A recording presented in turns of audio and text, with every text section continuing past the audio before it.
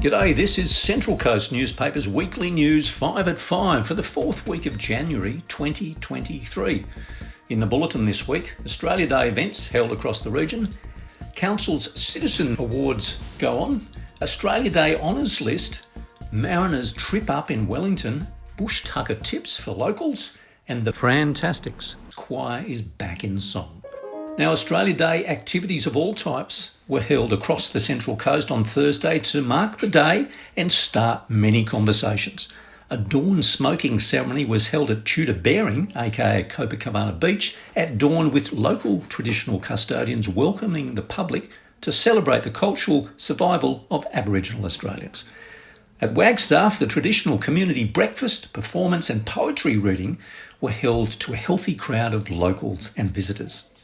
Now, these are among dozens of events from Gosford's waterfront fair, local barbecues, pub music, and to finish off the day, fireworks. It was a hot one though. A maximum of 34 degrees was recorded, so a few visitors and locals have salty hair and sunburn to remember the public holiday. Now, Central Coast Council's Australia Day Awards awarded local Free Trade Day founder Ryan Wilson the region's Citizen of the Year. Ryan organised local tradies to help pensioners and others with essential repairs and assistance during lockdowns. Other awards included Brittany Preslin as Young Person of the Year, Senior Citizen of the Year was Warren Lupica, and Joint Volunteer of the Year was Robert Ihern and Michael Sharp. See our comprehensive article in this week's paper and online. Now, 13 Central Coast residents were among 1,047 people recognised across the nation in this year's Australia's Day honours list for activities ranging from services to the disabled and the community to contributions to sport, veteran welfare and the law. Governor-General David Hurley said all recipients have had a significant impact at either the local, national or international levels and were inspiring to a note. Hurley said, "They're almost always humbled to a fault, but it's important they know how much they are valued." Head over to our website's news section and in this week's local paper for details on all the local award recipients, should I say. Now, our team, the Central Coast Mariners, tripped over themselves in Wellington last weekend, going down to Phoenix 2-1 in a game best characterised as a brutal battle.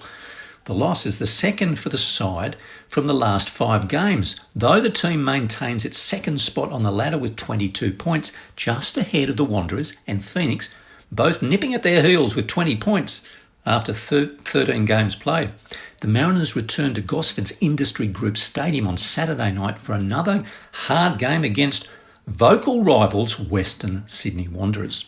Now, bush tucker tips in the heat. Let's ask gardening guru Sherilyn for some bush tucker tips. I'm Sherilyn Darcey and this is the gardening news.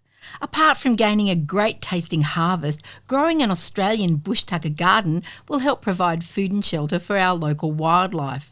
These plants are naturally suited to the local environment and so will generally need less watering, no or very little fertiliser and not much in the way of soil improvement.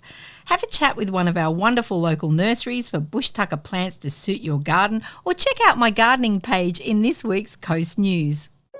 Now, this week's 40 local stories can be found on our local news website, coastcommunitynews.com.au, and in this week's paper. Or find us via your mobile phone's Google News and Apple News apps and follow our socials or listen to our bulletin on Radio 50 Plus 93.3 FM. Now, we leave you this week with good news. The choirs are back. One of the region's choirs, the Frantastics, are ready for a year of song and celebration.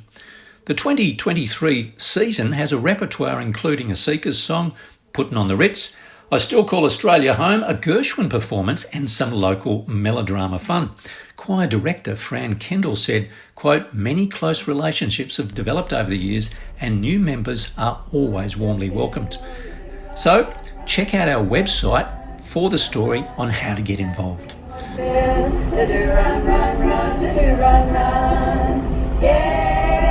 Stood still, yeah, his name was Bill, and when he walked me home, did you run, did you run? I'm David Abrahams from Central Coast Newspapers. Have a great weekend and thanks again for tuning in.